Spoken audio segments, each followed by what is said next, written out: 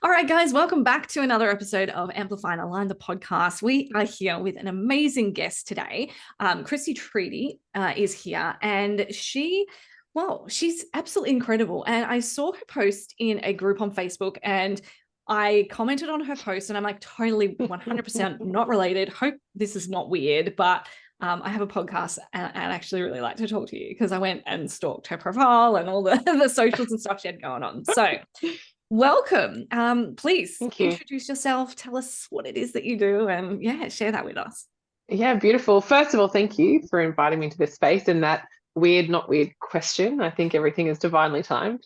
Um, so my name is Kristy Trede. I'm a psychic development coach and spiritual awakenings mentor. And as much as I am all about developing our psychic and intuitive senses, I actually help people generally start to connect into who they truly are. Source energy is us, it's flowing through us. We are part of creation, we aren't created. And when we start looking for who we truly are, I find it kind of leads us on this spiritual journey of like trying to understand what this thing is that's flowing through us. And as we start to discover that what that is, we start getting led on this journey to, well, what is that? Like the psychic abilities, the intuition, like why am I experiencing all these things? And as I teach people to connect into source energy, they actually are starting to connect in themselves. So, I've just wrapped up my last round of certified readers just before I got in this call. Tears. The big all got out of it was that they actually rediscovered who they were, like in every one of them. And I feel like that's, what I'm here to do. It's the juicy part of what that is. You're speaking my language. Every word. Yes. Yeah. Could you share a bit of a timeline where you started with the psychic work? I'm assuming that came first. Yeah, I'd love to know, like, what was your journey through that? Yeah, beautiful. I love that. I wanted to ask that. As you said that, I visualized like it was like it was an unraveling, Mikalena. It was an unraveling is what I'd call it. So first of all, I hit rock bottom in my life. I've had experiences. My mum is a tarot. She taught tarot. She taught numerology. She doesn't now, but I kind of feel like I was supported by her, only her, in my journey. We are both the black sheep in our family, and I went through this time in my life. I keep saying 7 or 8 years ago, but I think I've been saying that now for about 3, 4, or 5 years. So I don't know, it was a long time ago. And I had this experience. So I hit rock bottom. I literally walked away from my husband. My children I sent back to their father. I was in my second marriage. I literally handed my business over to, I wrapped it up. So, it kind of went poof. And we packed their house up, put everything in storage, and I went away on a retreat because I had no idea. Like I had just completely broken. I couldn't hold myself anymore. I couldn't hold anyone else. And I went away for this weekend, and I couldn't see anything past this weekend. I could literally in my mind couldn't even see like 2 or 3 days ahead of myself. And I had this moment at this retreat where I had a friend's passed over loved one come to me, and I also had an experience with Selene, which is the goddess, the moon goddess. I think that's how you say her name. I didn't even know who she was until I kind of described her, and I was kind of led down this path of looking at goddesses, and I was like, that is exactly like the pictures and sort of what she personified was exactly who was there for me. And I had another experience where I had a teacher come forward to me and tell me that I was going to be taught by this person, but I couldn't see her face. And I said, so if I don't know what I'm being taught or who I'm being taught by, how do I know who you are? And she said, when the student is ready, the teacher shall appear. And I was like, okay, this feels really freaking crazy, but okay. Like I actually started thinking, I think I need to check myself into a mental ward. And I didn't, because I was trusting and I was like really supported in the environment that I was in that weekend. And, that weekend was all about understanding how the brain works, how the psyche works, how we have these filters in our life that literally create our abilities, like the filters of our beliefs and our values and all the things. And she brought in like the deities and the goddesses, and we did a lot of, we did anger release sessions and all sorts of things, stuff that I'd never done before. Literally changed my life and my reality. I left there and started seeking, I suppose, validation of what I'd seen and experienced on that retreat, which was like that kind of just happened. That no one went to the retreat for that to happen. That was just my experience there.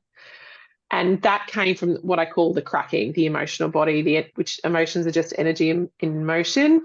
And it's like the cracking of that energetic body that starts to connect to all that is. That's what I know now. I didn't know that then.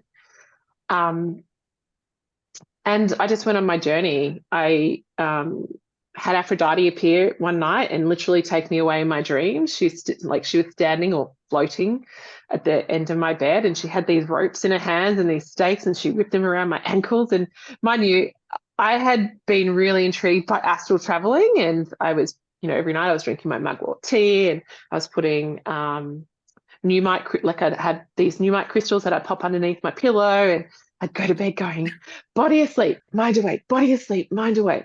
It didn't happen. And then like one night I just opened my eyes and there she is, like red flowing hair. She looked absolutely stunning and gorgeous.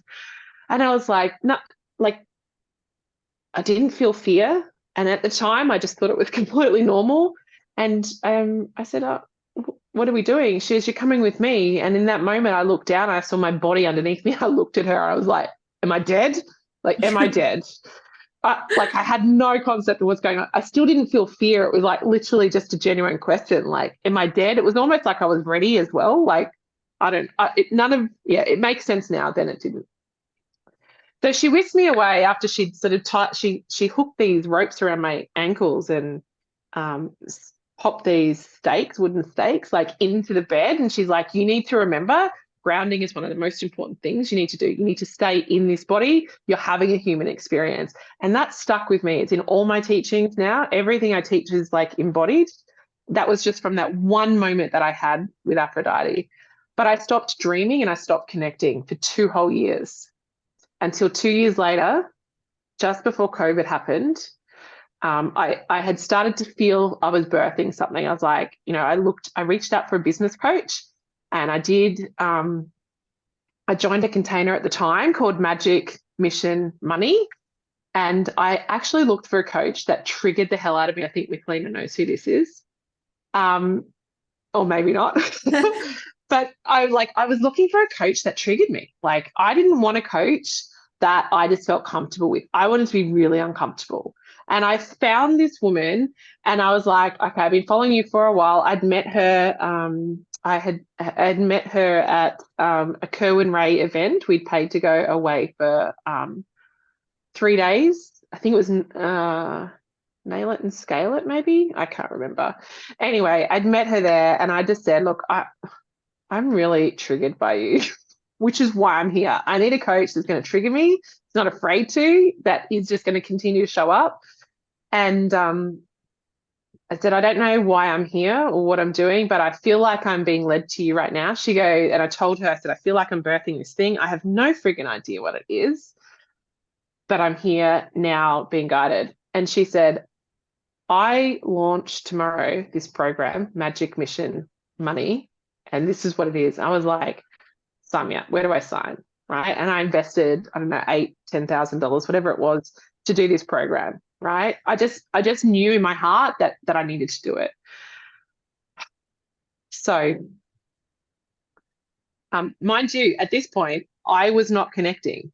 Right. And then one day after I connected, the next day I woke up and I had this message down low going, you're here to teach people how to connect with spirit. You're here to teach people how to speak with spirit. That's how Speak with Spirit came about. And I was like, are you freaking kidding? I'll keep my F-bombs out of this. Oh, no, we're explicit rating, so go for it. Drop them. Oh, really? Okay. Yeah. I was like, are you fucking kidding me? Like, you guys have gone silent on me for 2 whole years. I haven't dreamt. I haven't been able to connect. I literally go up and visualize you guys and there's no one there. I intentfully go up and there's literally these tumbleweeds like rolling around in your space. Nothing is there. And now you're telling me I'm here to teach people how to connect? I can't even connect.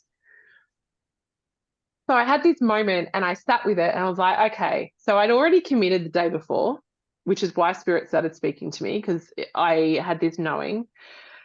And I said, okay, I'm open to this process on one condition.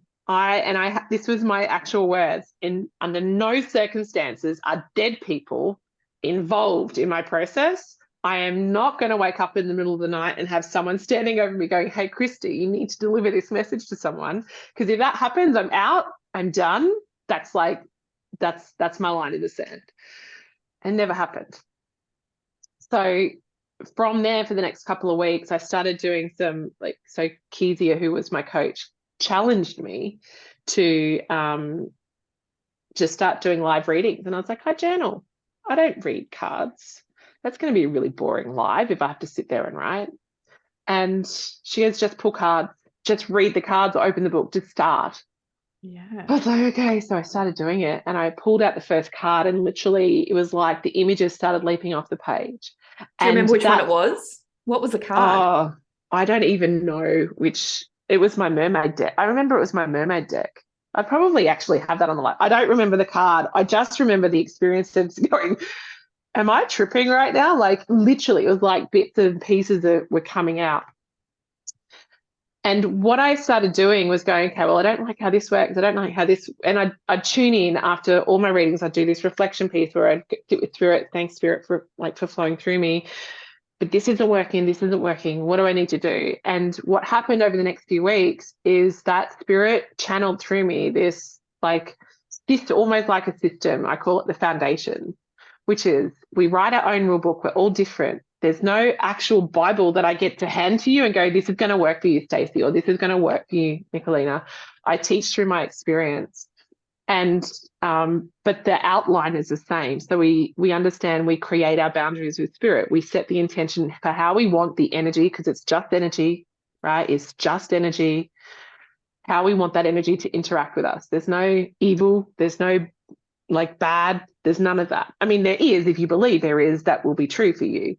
But if you don't believe it, that won't be so. So how to connect, how to set these boundaries, understand that our bodies are the receiver. Thank you, Aphrodite, for that lesson. And we need to treat our bodies as though it is the temple. It is what we receive and how we receive it. When we see that our bodies are the temple, self-care then becomes a ritual. So we start to prioritize self-care, right? When we see our bodies as a temple, self-care starts becoming our ritual, right? It's like the work. We start worshiping it. We start loving it. We start finding self-worth, right? And this is all Spirit leading us. When we start caring about ourselves, when we start loving ourselves, when we start connecting to our higher self and sharing a moment of gratitude with our higher self, slowly and surely over time. I used to connect and not feel anything, but every time I connect, I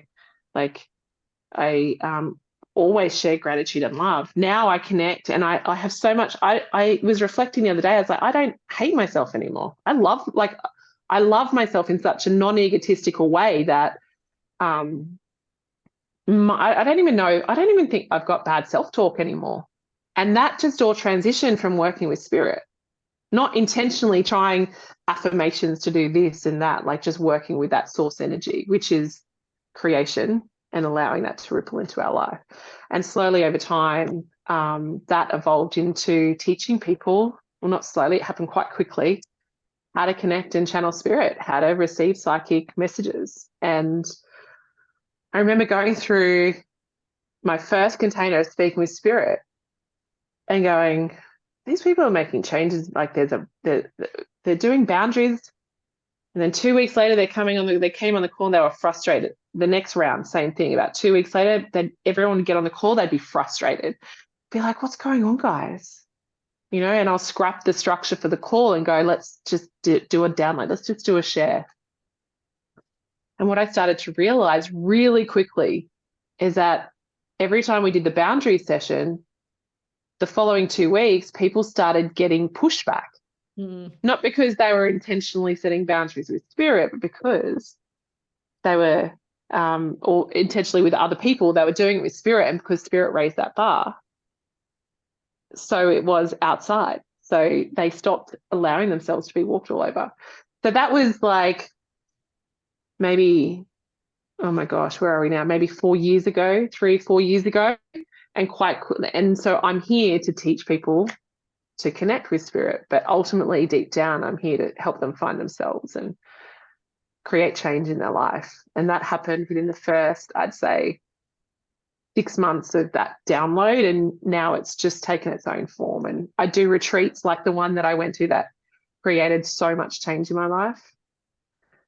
Well, what you do is fairly unique, because I don't often hear about psychics and spiritual coaches and leaders talking about the body. It's all about bypassing that human experience. So what you're doing, like, I'm celebrating that, because I never, ever hear a spiritual coach including the body in their experience. And it's essential, right? It is. It is. So my journey was about 7 to 8 years to get to that point. And my other journey that was alongside of that was studying to be a love, sex, and relationship coach. So I have a tantric and Taoist background, and that's also where the embodiment piece come in, right? And I loved helping women connect back into their intimacy, but something about it wasn't fully lighting me up. This fully lights me up. Like this, like after I got off today's call, I was like, this is what I'm here to do. Right. But I had to go on that journey to gain those tools. So sometimes we don't know what the journey is. Right. And I could have just walked away from that and gone, oh, well, that's another thing that I've done and not enjoyed or just sort of wasted money on. But it was the best thing that I ever did, because I get to bring that stuff into what I do. And you're right. So many people talk about reaching these esoteric heights, like out of body experience. It's bullshit. Right. I'm not saying it doesn't work, but we're here having a human experience. And the reason we're disconnected to source and to spirit is because we're disconnected to ourselves. We need our cosmic anchor. Otherwise, we can't hold any of it.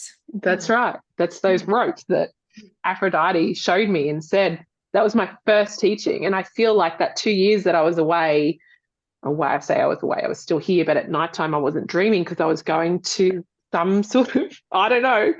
I still don't even know what this looks like, but I get the sense I was learning in another realm or something, because I still have conversations with people, ask me questions, and the first thing my brain goes is, how am I going to answer this? And while I'm even saying that, the words are coming out of my mouth. So it's like I have it. Yeah. Well, that's exciting. I love your version of that. And I always say, like, the clients that I work with are usually away with the fairies, and I need to like pull them down to earth. And I think a lot of them need to have that that earth level experience of their magic and their gifts, and really pull it down. So that's really cool. So what was the first way that you acknowledge that you were hugely talented, you had this soul calling, this is what you wanted to do? How did you go from that to monetizing what it is that you do?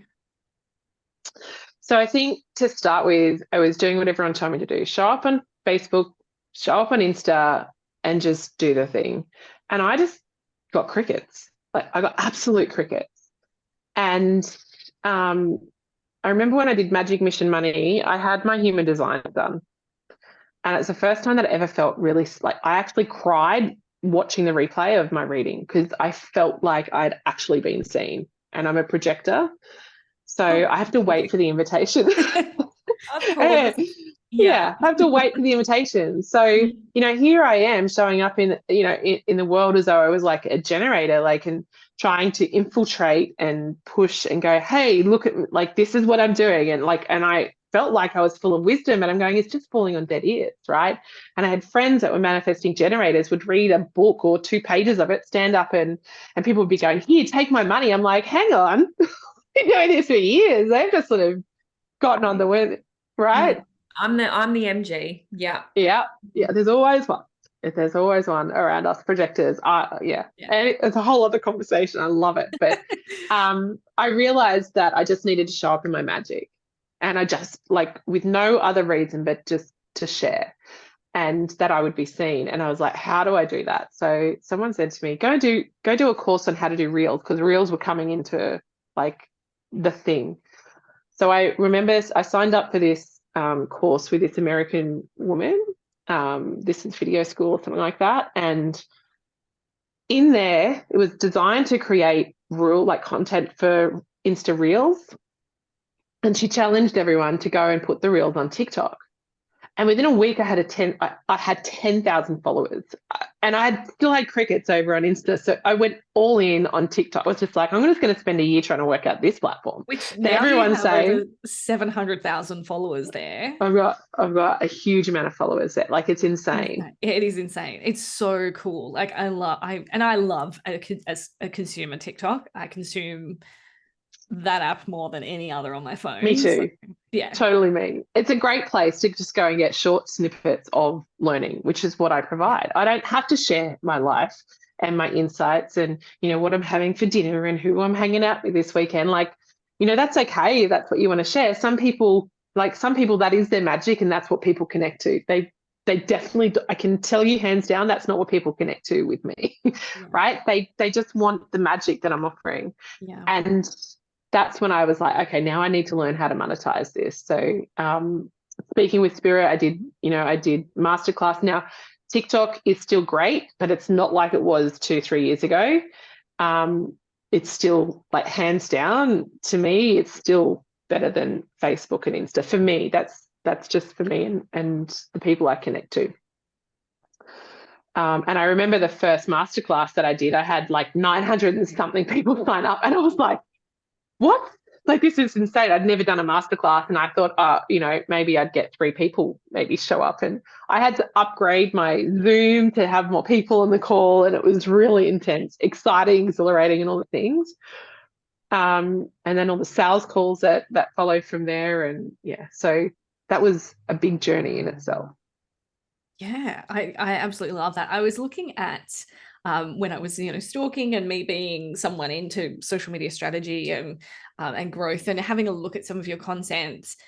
Some of the stuff that had the best reach and the best views for you have been when you've shared your opinions. And I love that you just don't give a shit, and you're just showing up and you're going like, the spiritual community needs to stop fucking doing this thing. There was one that you posted. I'm trying to remember exactly what it was. Spirit guides made me do it. Yeah, like, the guides have told me, like, the dropping down in that one that you did. And I'm just, I looked at that and I'm just like, this is so good, because I tell clients constantly, like, you need to give your opinions, and they're so afraid of doing that and polarizing people. But when you step into ownership of what you do, like you have, it just makes you more powerful. Yeah, it does. And I mean, and I don't do it a lot, but sometimes things just really get my goat. And when they do, I get on there, I'm like, right, I'm sick of hearing this. Like, my spirit guide, especially like, so what I see in the business realm, and when it crosses over into the spiritual, when people make business decisions, one in particular recently was they closed there's a Facebook group open for marketing purposes, right? It was an opt-in. And then they said that they sat with Spirit, and Spirit said, it's time to close. Mikalena knows what I'm talking about. It's time to close the Facebook group down. And I sat there and I was like, okay, first of all, even if Spirit guided you to do that, just own your freaking choice, right? Just say, I'm choosing to close this container down because of ABC. But also what I see, and in this instance, this is more what I feel it was, it's a manipulation of the market, right? Because one, it's saying my spirit guides told me to do it, so I'm getting you to buy into, okay, well, yes, spirit must, that's the good thing, right? But there was still a bit of like, people were like, hey, what, like, it's wrong, right? It's just so wrong. Just own your choice, lead from the front and lead by example, right? Oh, people do this with astrology. Oh, Mercury retrograde is messing with my technology. I'm like, people have Mercury has better things to do than fuck with your technology. Right. Own this needs more work than you like. I get so. Yeah. If you blame the planets, they're not going to work with you. No. I just got goosebumps again. I get my truth bumps when like truth is spoken and they're speaking right now. We're leaders. Like we need to show up in alignment with energy. We need to radically own our choices, because you know what? We're telling our clients to radically own theirs, like own their shit, right? That's how you make change. So come on, people, we can do Stop better. handing over your power to external sources, because you've got limited capacity to like do crystals. I'm a crystal whore at the best of times, but the one thing I teach is don't ever give your power away to the crystal. It just reminds that energy how and what we have inside of it. It doesn't give you energy. It doesn't protect you. You're the one that does all that. I do have I some love too. my rings. Mine aren't as significantly sized as you two, but I have some on my desk. Crystals everywhere here. Everywhere. When you said Numite, I just bought a Numite ring to replace one I lost. Replace a pendant I lost, because I can't be without this story. No one knows what Numite is. I love it. It's my favorite, like soul crystal. My favorite crystal. My human favorite is garnet. But I have a question about how you went from the collapse that you experienced to getting to a point where you're like, I'm just going to step up and own my shit. Like, what was that decision that you make, the decision process that you made for going to everything's fucked to I'm going to get on and I'm going to share my voice. I'm not going to give anyone else my power anymore. So what was that? What was that? I think that, I think everyone comes to a point, and for me, this was my experience and what I experience in my containers. Everyone comes to a point where enough is enough. And we're like, it's okay to talk about change. Like often I would get to this point where it's like, something needs to change. I can't do this anymore, right? And I can't, not a word, doesn't exist. I can't is handing our power away to being a victim of circumstance, right? The moment came when I was like, I literally gave everything up to the universe. I was a control freak like no other, right? Up until this moment, we had like service-based businesses here in Southeast Queensland, quite big.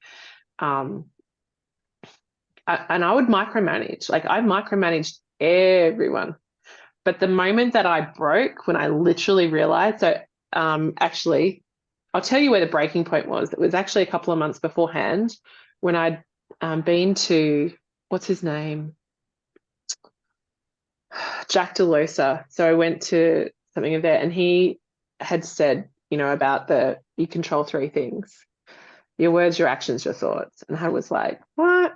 You wouldn't think that would be so powerful. That's when my world started caving in, when I realized I had no control over everything. So here I am trying to control everything and everything's fallen to the ground. When it fell was when I was like, okay, this is not working. We need to really reassess what we're doing here. And we need to make change, because no one else is coming in to rescue this baby. You got to do this yourself.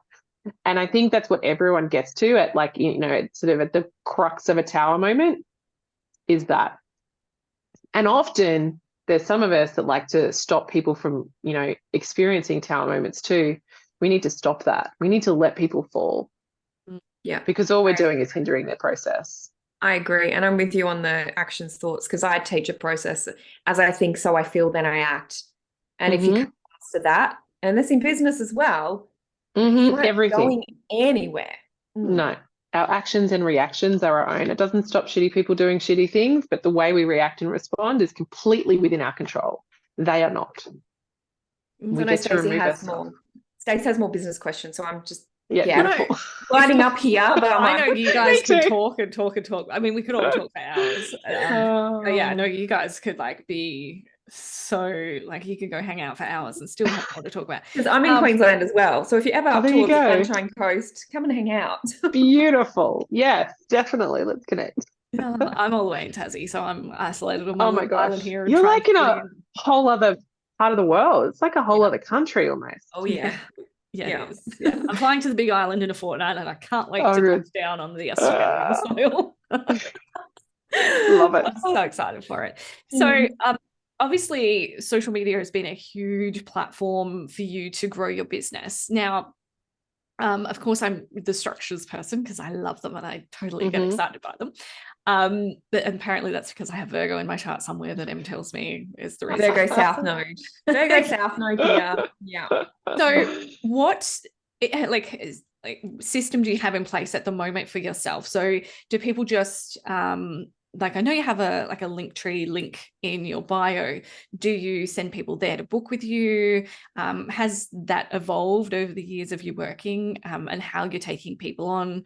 Are you still doing readings? Like, is there a vetting process, or do you just sort of take anyone on from that side of things? Like, just want to know a little bit more about how you have it all set up, and if there's any automations, or if it's just you that runs everything, or do you have some help? And automations galore.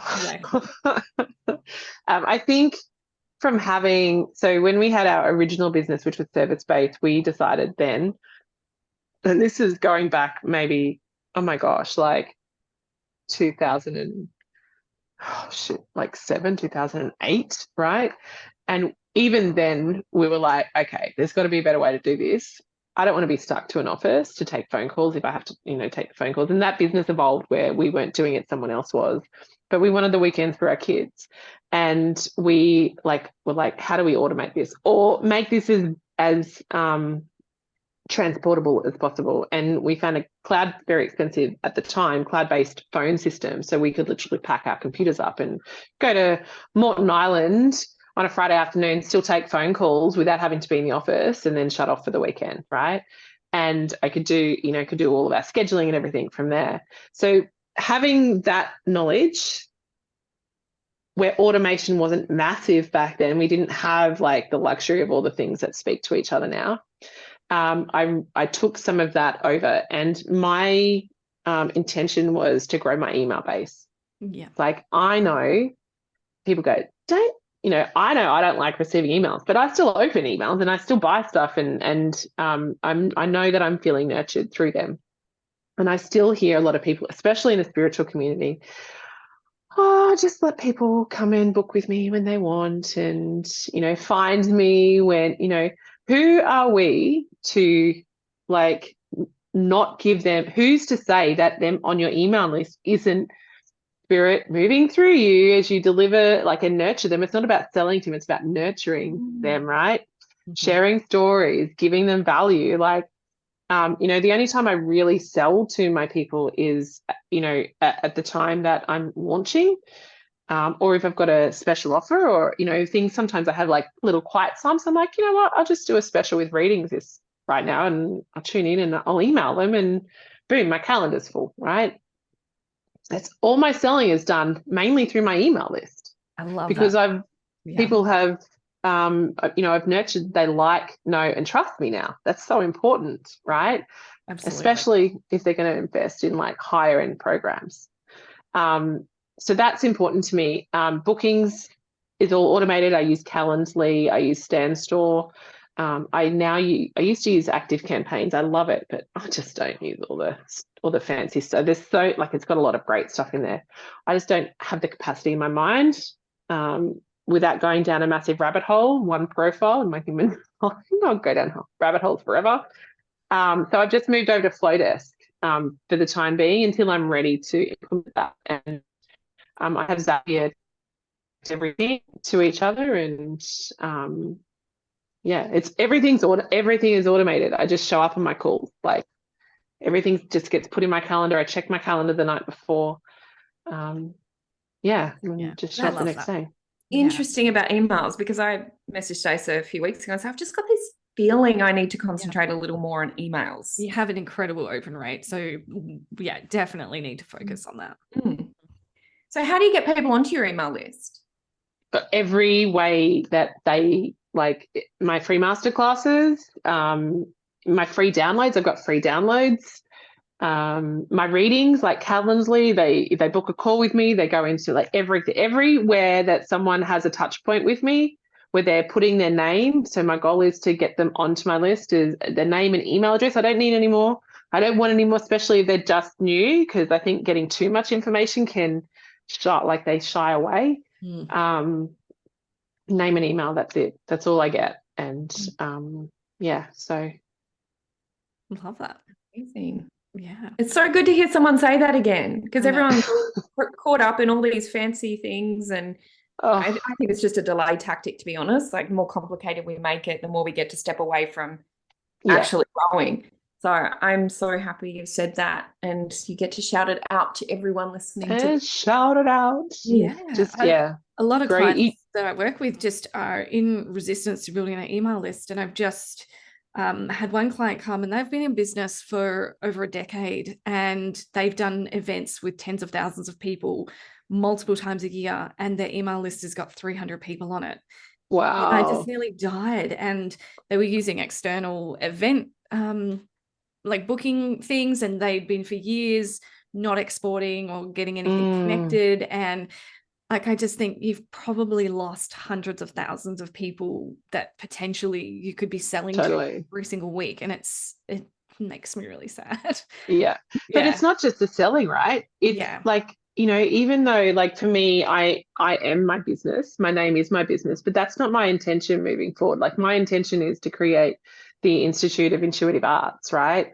And my email list goes with that. Now, if I want to sell that, the first thing people look at is your email base. Like, your business is valued by your, like, the contents in your email list, right?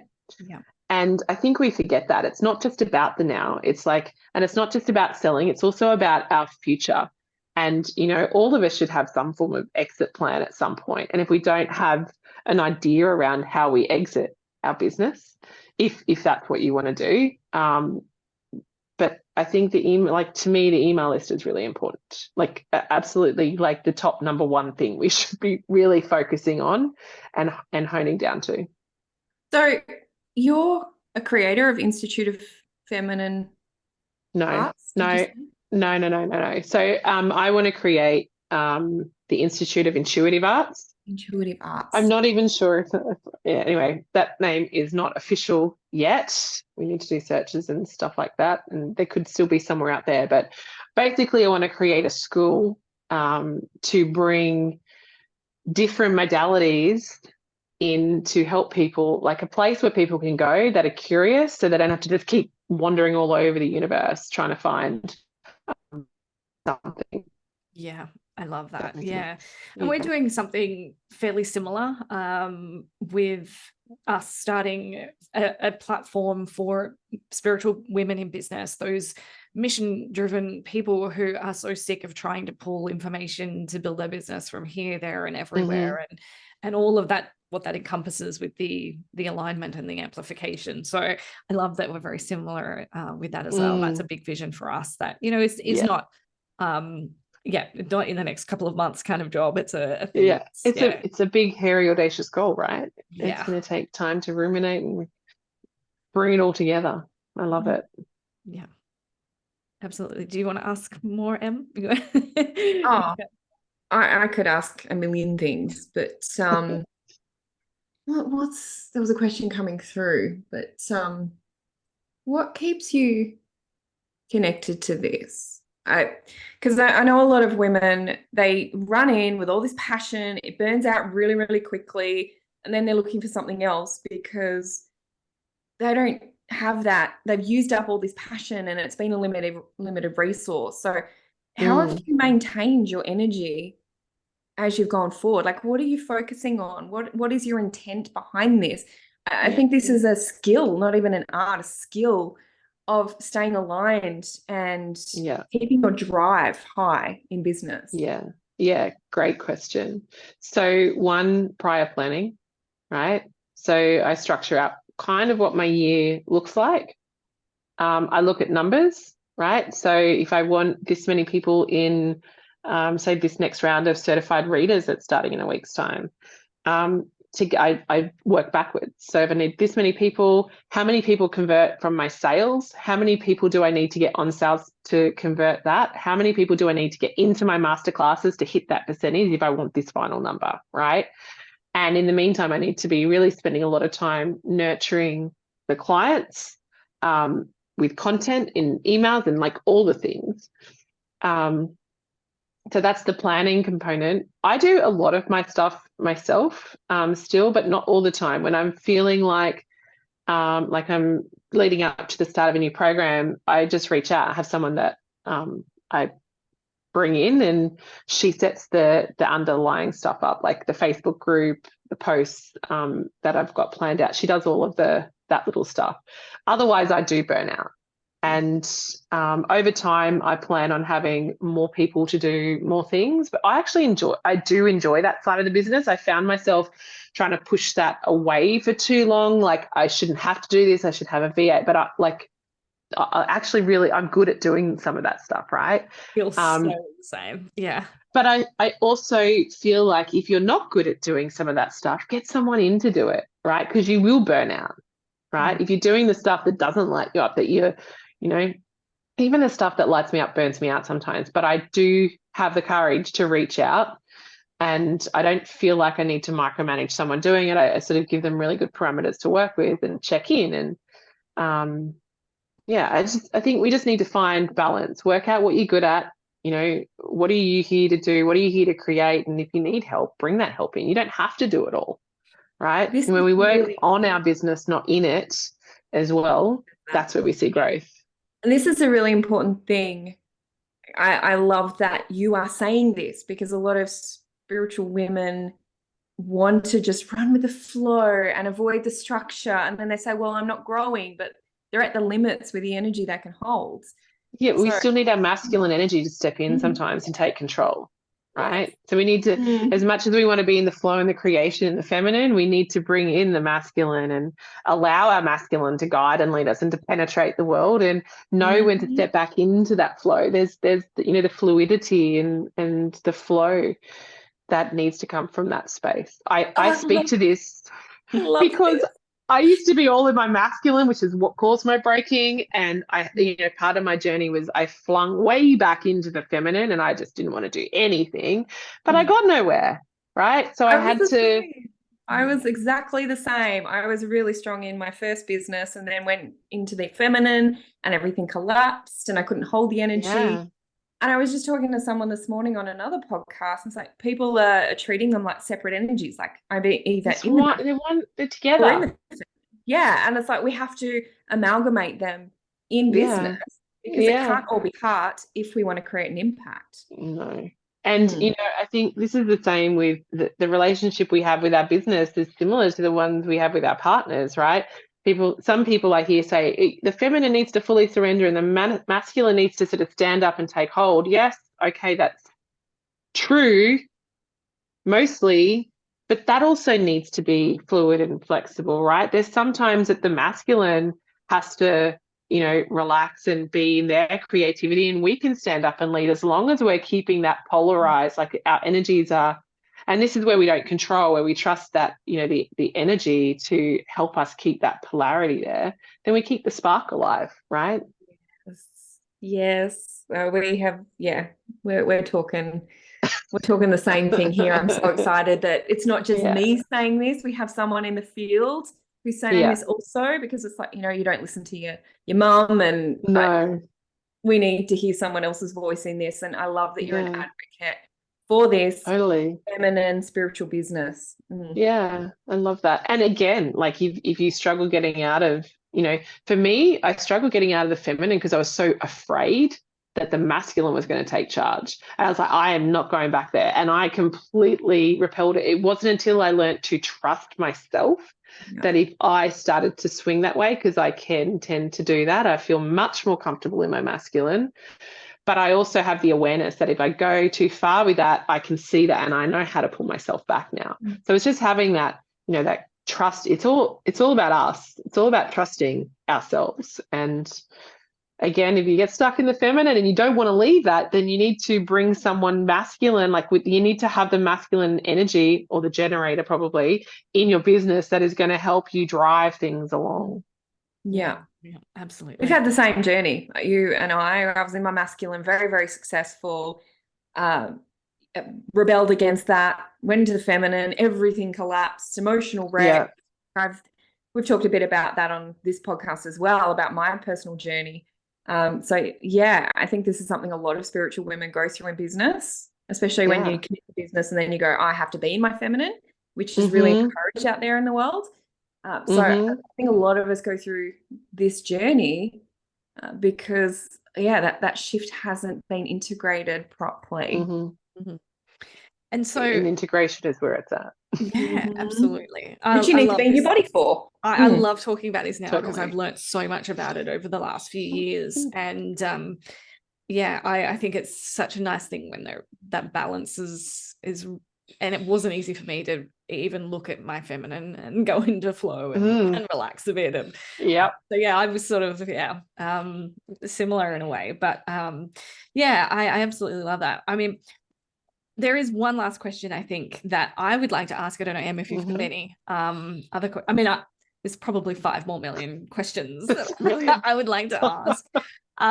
But just because this is an episode and we have to make sure it's not a 2-hour one, I really just want to know, for those that are looking to build their business in that soul calling, and this is going to be a pretty generic question, but I think that you'll have a good profound answer to go with that, is like, what advice would you give to someone sitting in front of you now saying, I want to do what you do? What would you say to them? First of all, I'd say, don't do what I do. You need to do what you do. You need to tune into your own soul, your own calling, and your own way. Just like I teach people how to connect with source and really start to understand how their intuition flows through them and understand their clairsenses and all the things, I don't hand them a rule book. It's like, these are some guidelines. Find a good teacher. Find a good coach. Like if you have a business, you should have a coach, right? If you have a relationship, you should have a relationship counselor or a coach that you can go to through tough times if you're struggling, right? Because you know what? We all have cars, we all drive them, and we take them to mechanics for checkups and check-ins like every 6 months. We generally like that in our business and in our relationships, and they're, the biggest parts of our life, right? And we are, and we should be, number one. So the advice I would give would be really tune into, what your purpose is, like really hone into your purpose, forget everything else. Tune into your purpose, because when you're what your why is, right? Your purpose, why you want to do the thing. When your why is big enough, your how becomes easy, right? When your why is big enough, the how becomes easy. And just tune into that. If you need help, just reach out. Know where you shine and where you don't. And don't be afraid to say, I suck with bookkeeping. Trust me, like I suck with it. I don't do it. I pay someone to do that shit, right? That's what I tell them. It's perfect, because I do the purpose work. I use astrology to help people get to the real core of their mission and how that's meant to come through. And then again, Stacey goes, all right, you've got this. I'm going to amplify you. So I really do feel like what you've shared there is the first step. It's not going out and trying to market something that isn't really anchored. No, so it needs to be anchored in the why. Yeah. Not even just a purpose. You need to know what that purpose is and why. Why are you doing it? There needs to be a driver. Otherwise, we will flip-flop everywhere. And again, another voice on this, and I'm so fucking excited by that. Because, it's not just me going blah, blah, blah. You need to do this first. That's awesome. Well, what we're going to do is we're going to grab all your links and everything. We will pop them in the show notes over on YouTube, here in the actual podcast itself, and over on social media, so everyone can link through and check out your amazing content and all the amazing things that you do. We're actually really stoked that you have joined us today, and it was completely random. We didn't have any prior connections, but it wasn't random, it was divinely timed and connected, I think. And I'm just really grateful that that you did want to join us today. So thank you so much. Thank you for having me. I really appreciate it. I love these this is such a juicy conversation, and I'm passionate about the business side and like all the things. So thank you for having this conversation. No doubt you and I will talk again. Absolutely. Well, I actually need my astrology done. There you go. We will see you guys on the next episode. Thank you very much.